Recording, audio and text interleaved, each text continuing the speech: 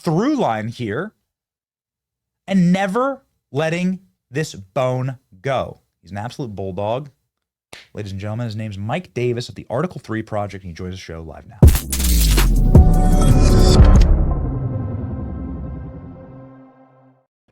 These people are complete and total frauds. Are they completely and totally effed? Mike Davis, the floor is yours. Yes. And as we've been saying for 3 years on your show and just about every other of the more than 4,500 media hits I've done over the last 3 years supporting defending President Trump, this is a criminal conspiracy against rights under 18 USC Section 241. When you politicize and weaponize intel agencies and law enforcement to go after your political enemies for non-crimes, that is textbook conspiracy against rights under 18 USC Section 241. So I would say to these Obama and Biden Democrats, including President Obama himself, President Biden himself, and all these other people who participated and helped cover up this ongoing criminal conspiracy against rights, I would say to them, lawyer up, because justice is definitely coming, as I've promised, and I'm going to make damn sure happens. Can you explain what the statute of limitations is here, Mike? Is there any worming, snake slithering wiggle room here? Are there any technicalities that they're going to be able to hide under a rock over? Yeah, remember this back in 2016, you had President Obama and then Vice President Joe Biden and Clapper and Comey and Brennan and so many other goons make up the Russian collusion hoax. They worked with the Hillary's campaign, the DNC, the Steele dossier. You had Perkins Coie law firm. You made up the Steele dossier. You made up the Russian collusion hoax. You said you were lying. You said that the Trump and his campaign were colluding with the Russians to steal the 2016 election. You fed this to the FISA court as bogus evidence. So you lied to the FISA court. You got an illegal spy warrant from this federal court. You spied on then presidential candidate Donald Trump. You continued to spy on Donald Trump when he was the president of the United States. You used his own FBI and his own CIA and other intel agencies to hobble his presidency. I remember when I went to the Senate Judiciary Committee at the beginning of his administration in 2017, and everyone was running around, including Senate Republicans, saying that Trump is a Russian asset because of this Russian collusion hoax. They destroyed his many parts of his first term. Now, it was still wildly successful because Trump is such a strong leader, but look what we're seeing now compared to his first term, and look at how much he's accomplishing now compared to his first term. That's what they were trying to prevent in his first term. His monumental accomplishments over the last 6 months, they tried to hobble the first time. And you talk about the statute of limitations, Ben. Generally, the statute of limitations for federal felonies is 5 years. So you say, oh, this was 2016. We're well beyond the statute of limitations. Guess what? You're not, because this is an ongoing criminal conspiracy. When you conspire, in order for the conspiracy to stop, you have to disavow the conspiracy. The ends of the conspiracy have to end. They haven't. They are covering up the conspiracy. They are perjuring themselves. We saw perjury by high-ranking Obama officials during this ongoing criminal conspiracy. I think it was in 2022. So we're well within the statute of limitations. And I would say to these Biden Democrats, justice is coming. I would be very, very scared if I were you. I don't think we'll put you in Mike Davis's gulag, the Viceroy's gulag, as we joke, as we troll. But justice is definitely coming, and I think the Bureau of Prisons will have plenty of space for these people. So, it's very interesting because you have a shining record on this program of telling us what's going to happen in the future. You did this with Letitia James and with Fani Willis, and it was a masterclass, Mike. It just rang like a bell. And people mocked you and they laughed at you and they memed you for saying that at the height of what seemed to be their engorged power, that Letitia James and Fani Willis, that it would snap back on them. And lo and behold, both of them are facing now their own federal charges and or their own prosecutions inside of the House or investigations inside of the House of Representatives. So Mike has a gleaming record on this. Talk us through what happens next. And if you don't mind, could you narrow it down to Comey, Clapper, Brennan, and Barack Obama? Will Barack Obama be able to claim presidential immunity on this? Can you claim presidential immunity if you're committing a crime? You can. He might be able to claim presidential immunity for his actions while he was the president of the United States, and they'll have to litigate that, right? That it's unclear whether he'll ultimately get presidential immunity for this. But I'll tell you this: it's an ongoing criminal conspiracy, and presidential immunity covers his actions while he's the president of the United States. They don't cover his actions when he's the former president of the United States. And when he's participating in the cover-up of this conspiracy, then he doesn't have presidential immunity. It's a major question that everybody is asking, and I'm getting some major pushback here from some of the usual suspects saying nothing will ever happen, Mike. No one will ever go to jail. It's just show. It's just the sparkler show, and it's poof, it's gone. Like it's not real ammunition. What do you say to that? And what do you say to the haters online that says nothing will ever come of this?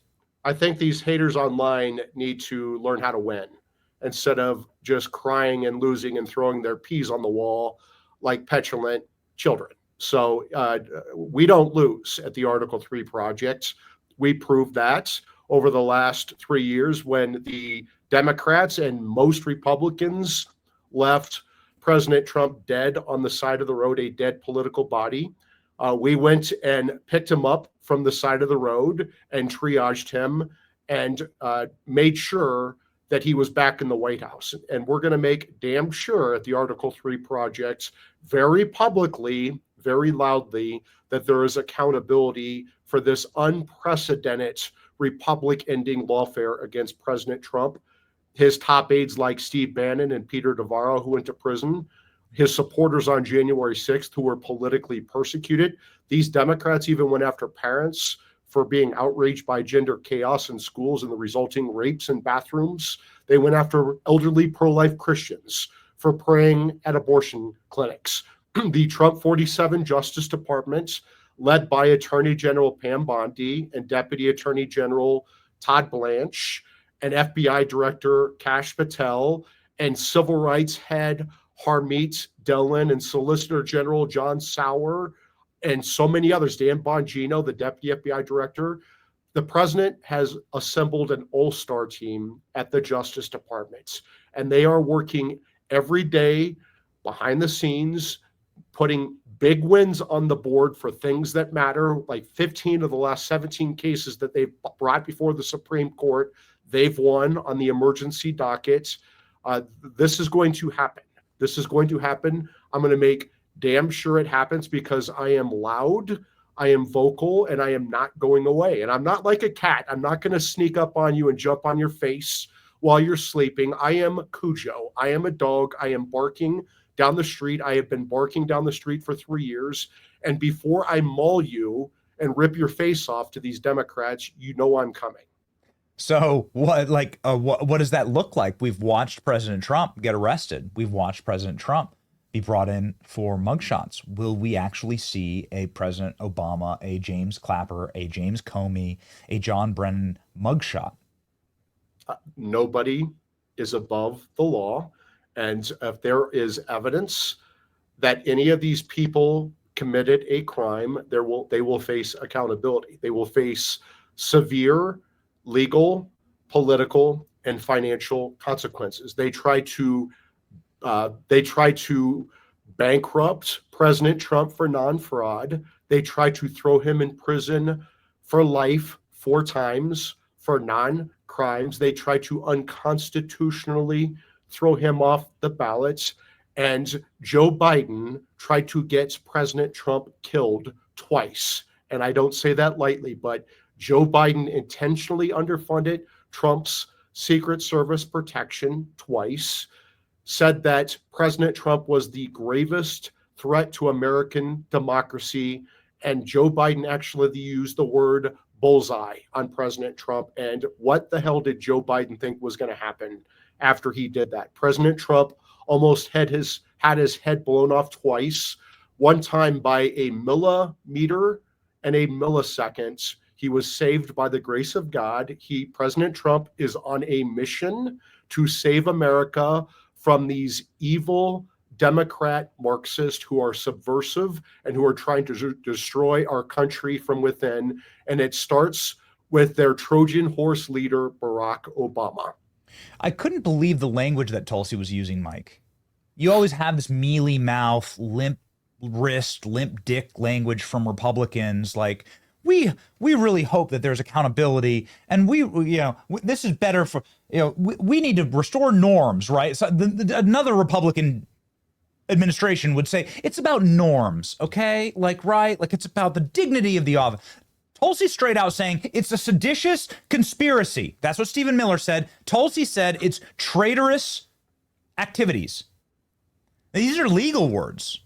How do you charge seditious conspiracy? How do you charge treason, Mike? Can you educate me? Yeah, treason's where you lead a revolt against the government of your country. You're trying to take down the government of your country. It's usually working with foreign actors under our constitutional treason statute.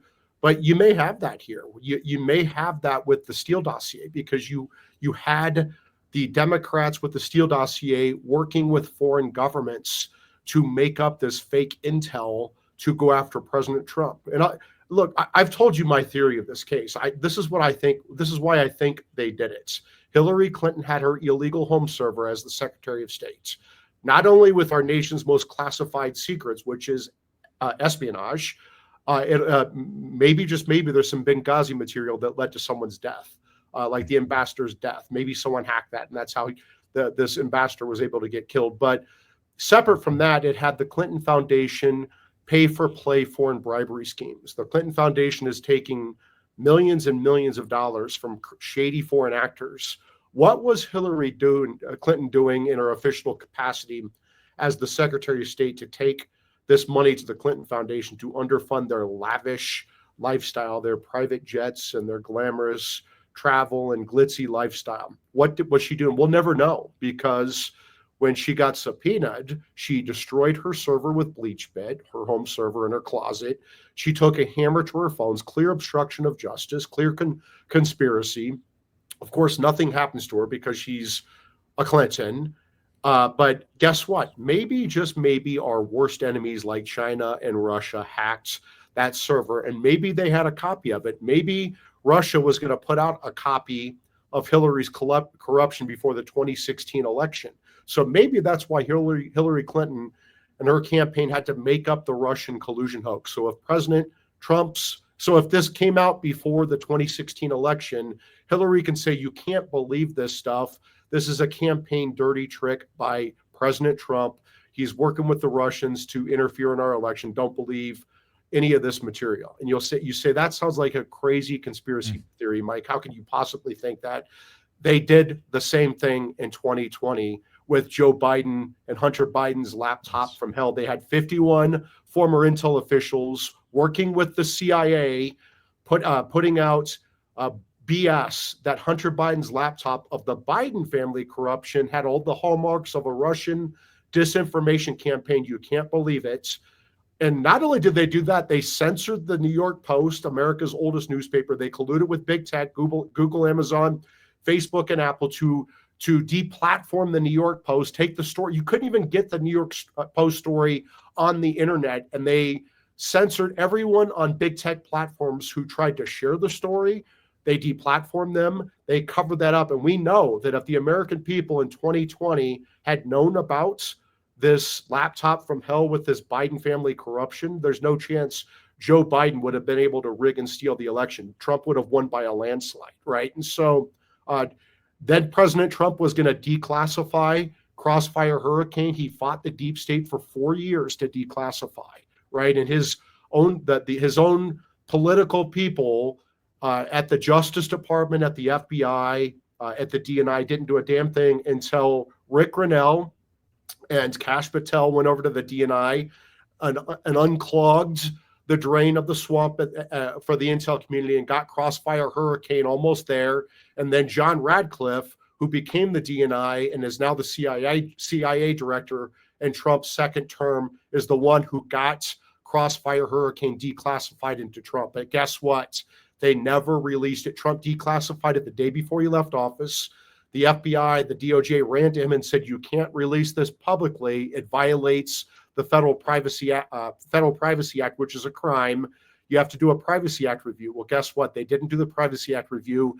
They did the Mar-a-Lago raid. And then when they didn't get Crossfire Hurricane and Mar-a-Lago, that's when they worked with Tish James and Fannie Willis and Alvin Bragg and all these Democrats to try to bankrupt, throw in prison, take off the ballot, and kill President Trump. It comes down to Crossfire Hurricane. This is all going to come out as part of this Crossfire Hurricane investigation by Pam Bondi, Todd Blanche, Kash Patel, Dan Bongino, and the rest of the all-stars in the Trump 47 Justice Department. This is a real crime by real criminals, and there's going to be accountability.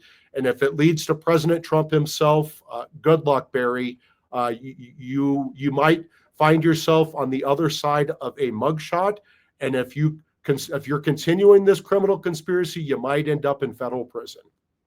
So you're saying that this all boils back to Hillary Clinton's server. Yes. And the crime there and the cover-up of that crime. It's been that same cabal. It's the same people. It's Clapper, Brennan, Comey. Yep. And they used all these bogus crimes that they say President Trump has committed, which he has not. Yeah. These are non-crimes. It's not a crime to object to a presidential election, right? That's protected by the Electoral Count Act of 1887, is protected by the First Amendment.